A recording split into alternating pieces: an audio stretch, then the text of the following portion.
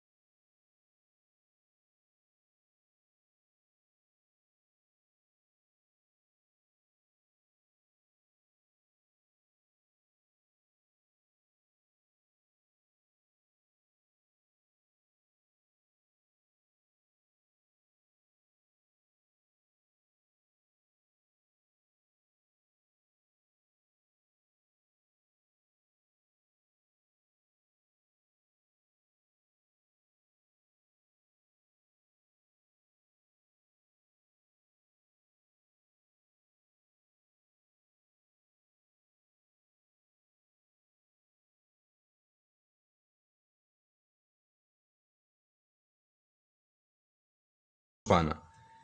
Everything was engulfed by the clouds of dust. گرد و غبار کے بادلوں نے سب کچھ جو ہے اس کو چھپایا ہوا تھا. ٹھیک ہے، اس کو گھیر لیا تھا. There were clouds of dirt and people were unable to see anything in front of them. وہاں پہ بہت زیادہ گرد و غبار تھا. ٹھیک ہے، گرد و غبار کے بادل تھے اور لوگ جو ہیں ایک دوسرے کو دیکھنے کے قابل نہ تھے. مطلب کسی بھی چیز to see anything in front of them، کسی بھی چیز کو اپنے سامنے دیکھنے کے قابل نہ تھے. اتنا گرد و غبار تھا کہ سب کچھ چھپا ہوا تھا. when the dust settled، جب گرد و غبار بھیٹ کیا، ختم ہوا، the survivors rushed to look for their dear ones buried beneath the fallen buildings. Survivors جو ہیں بچ جانے والے، کہتے ہیں کہ بچ جانے والے لوگ جب گرد و غبار جو ہے وہ ختم ہوا، دھواں جو ہے وہ تھم گیا، تو کہتے ہیں کہ زندہ بچ جانے والے لوگ اپنے دھن سے ہوئے پیاروں کو گری ہوئی عمارتوں کے نیچے تلاش کرنے کے لیے دوڑے. رش مین دوڑنا.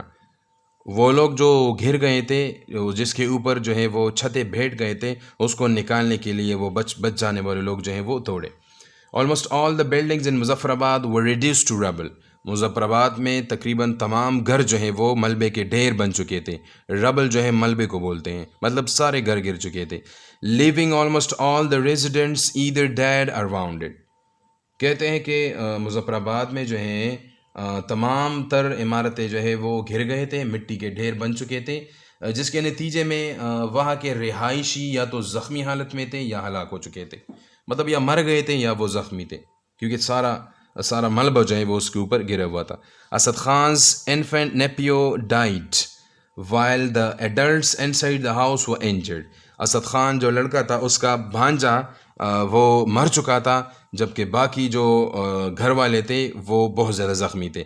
At the next door, the number of casualties were much higher, particularly in the school in his neighborhood. Neighborhood جو ہیں وہ پڑوس کو بولتے ہیں، اور casualties جو ہیں اموات کو بولتے ہیں، deaths. پھر کہتے ہیں کہ مظفر وہاں پہ جو پڑوس میں مرنے والوں کی جو تعداد تھی وہ بہت زیادہ تھی. مطلب جو پڑوس میں جو لوگ تھے وہ بہت زیادہ مر چکے تھے.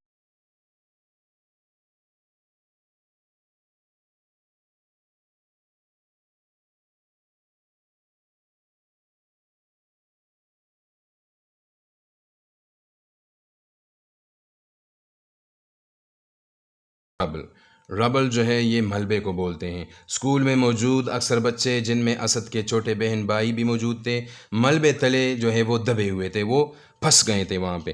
Everyone was desperately trying to rescue them, but they didn't have the tools. Tools جو ہے یہ انسٹرومنٹس کو بولتے ہیں، اوزار کو.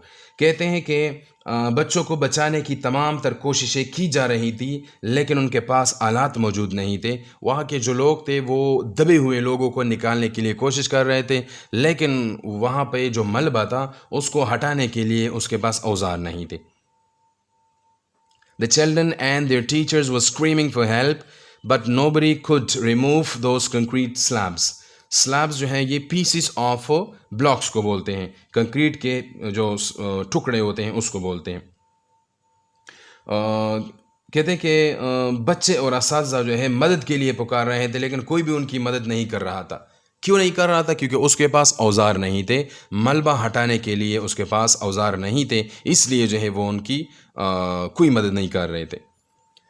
By the evening of October 9, Asad and others had retrieved as many as 80 bodies, including those of his 2 younger siblings and 5 nephews. کہتے ہیں کہ 9 اکتوبر کو شام تک اسد اور باقی افراد نے تقریباً 80 لاشوں کو ملبے تلے نکال لیا. جو ملبہ تھا اس کے نیچے 80 لوگوں کو انہوں نے نکال لیا. ریٹریوڈ کا مطلب ہے دوبارہ حاصل کرنا. اس کو دوبارہ جو ہے انہوں نے وہاں پہ نکالے اس لاشوں کو، ٹھیک ہے، جس میں اسد کے اپنے بہن بھائی اور 5 بھانجے شامل تھے. سبلنگ جو ہے ریئل بردرز اینڈ سسٹرز کو بولتے ہیں. اپنے بہن بھائی اور اس کے خاندان کے 5 بھانجے بھی شامل تھے اس ملبے کے نیچے.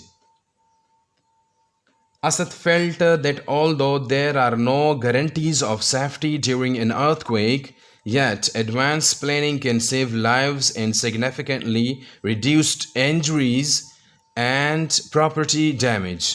کہتے ہیں کہ اسد نے محسوس کیا کہ اگرچہ زلزلے کے دوران حفاظت کی کوئی گارنٹی نہیں ہے، ٹھیک ہے، مطلب زلزلہ ایک قدرتی آفت ہے تو اس میں سیفٹی یہ مشکل ہوتا ہے، لیکن اس کے باوجود جو ہے منصوبہ بندی سے جانیں بچ سکتی ہیں. مطلب پہلے سے پلاننگ کرنا چاہیے کہ زلزلہ آنے سے پہلے ہمیں کیا کرنا چاہیے، اور زخمیوں اور املاک کو ہونے والے نقصان میں کمی جو ہے وہ واقع ہو سکتی ہے. مطلب زلزلہ ایک قدرتی آفت ہے، اگر ہم پہلے سے چیزوں کو تیار رکھیں، مثال کے طور پر گھر میں جو ہے فرسٹ ایڈ ہونا چاہیے اور کچھ چیزیں رکھنی چاہیے. مثال اگر کوئی ملبہ جو ہے وہ گھر جو ہے وہ گر جائے تو ملبہ ہٹانے کے لیے وہ ٹولز جو ہوتے ہیں اس کو رکھنے چاہیے. تو اس کے ذریعے سے پھر ہم کچھ لوگوں کو بچا سکتے ہیں.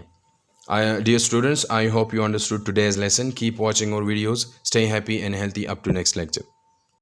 اللهم انفعنا بما علمتنا وعلمنا ما ينفعنا وزدنا علما.